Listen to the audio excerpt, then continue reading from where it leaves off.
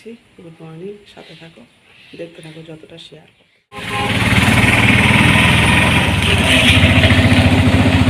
কিছু করে দুপুরে রান্না হয়নি, চলে এলাম ঠাকুরনগর মার্কেটে। অনেক মার্কেট, কিন্তু আমি পুরোটা তোমাদের দেখাতে পারলাম না। আমার মাথা খারাপ হয়ে গেছে দেখে যে এত সুন্দর ফুল আর এত কম দামে এখানে পাওয়া যায়। যাই হোক, এটা তো পাইকারি মার্কেট, অনেক বড়। আমি গেছিলাম কিছু রাখি কিনতে। বুঝতেই পারছো আজকে রাখি পূর্ণিমার ভিডিওটা অনেক দেরিতে যাচ্ছে তোমাদের কাছে। কেমন লাগলো অবশ্যই জানিও। পরে যতটা পারবো আবার একদিন গিয়ে মার্কেটটা তোমাদের ঘুরিয়ে দেখাবো। এটা হলো আমাদের দোকান, তোমাদের আজকে দেখিয়ে দিলাম।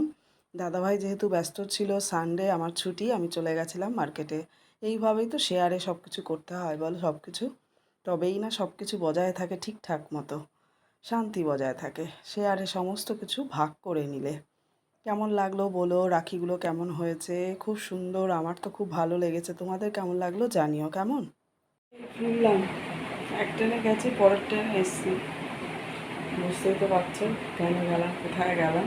তোমাদের কেমন লাগলো অবশ্যই জানিও। কেমন, তবে আরও অনেক বড় মার্কেটটা, পুরোটা দেখাতে পারলাম না আমার নিজের ব্যস্ততার জন্য।